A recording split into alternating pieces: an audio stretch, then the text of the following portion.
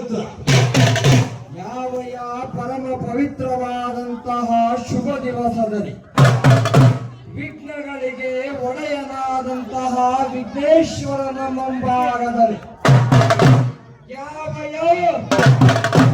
ಮಂಡಲ ಪೂಜಾ ಕಾರ್ಯಕ್ರಮವನ್ನು ಮಾಡುತ್ತಿದ್ದೇವೆ. ಆ ಮಂಡಲ ಪೂಜಾ ಕಾರ್ಯಕ್ರಮದಲ್ಲಿ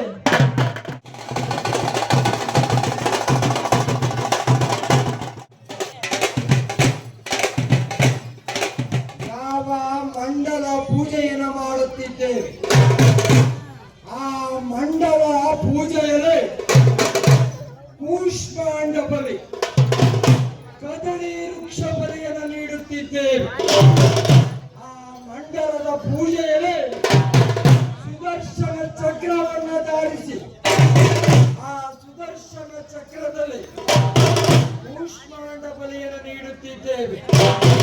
ಏತಕ್ಕಾಗಿ ನಮಗೆ ಒಳ್ಳೆಯದಾಗಬೇಕು, ನಮ್ಮ ಗ್ರಾಮವು ಸುಭಿಕ್ಷೆಯಾಗಿರಬೇಕು, ನಮ್ಮ ಗ್ರಾಮವು ದುಷ್ಟ ಶಕ್ತಿಗಳಿಂದ, ದುಷ್ಟ ಗ್ರಹಗಳಿಂದ, ದುಷ್ಟ ಪೀಡಗಳಿಂದ ಸಮೃದ್ಧಿಯಾಗಿರಬೇಕು.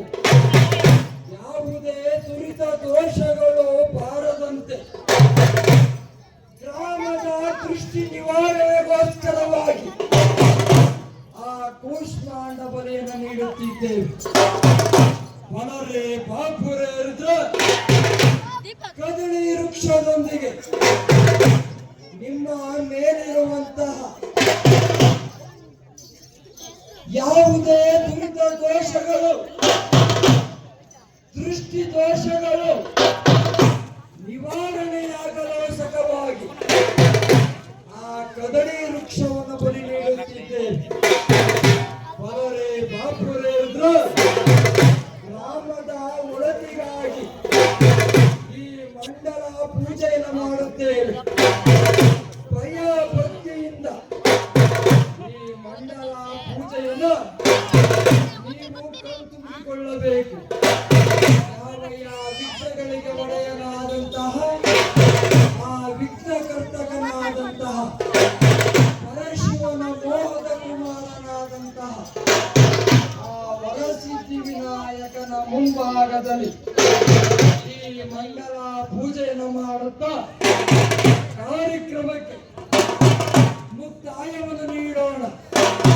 ಹೊಲರೆ ಬಾಪುರೆ ರುದ್ರ ಆತ್ಮೀಯ ಶರಣ ಬಂಧುಗಳೇ, ಆಕಾಶಕ್ಕೆ ಏಣಿ ಹಾಕಿದವರಿಲ್ಲ,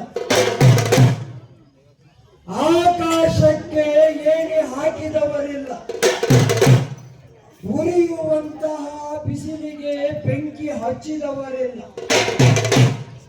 ಎಷ್ಟೇ ತಂತ್ರಜ್ಞಾನವು ಬೆಳೆದರು, ವಿಜ್ಞಾನವು ಮುಂದುವರೆದರು, ಈ ಭೂಮಿಯ ಅಗೆಯೋ ಬಗೆಗೋ ತಳಪಾಯ ಕಂಡವರಿಲ್ಲ.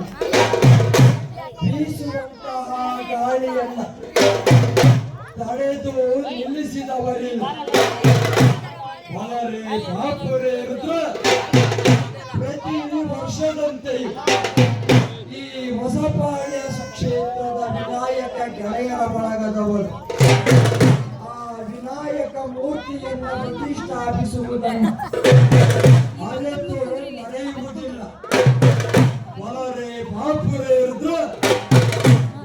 ಯಾವ ವಾದ್ಯ ವೈಭವಗಳೊಂದಿಗೆ ಈ ಶುಭ ದಿವಸದಲ್ಲಿ ಯಾವ ವರಸಿದ್ಧಿ ವಿನಾಯಕನ ಪ್ರತಿಷ್ಠಾಪನಾ ಮಹೋತ್ಸವದಲ್ಲಿ ಹೊಲರೆ ಬಾಪುರೆ ಗಣಪತಿ ಬಪ್ಪ, ಗಣಪತಿ ಬಪ್ಪ, ಮಂಗಳ ಮೂರ್ತಿ.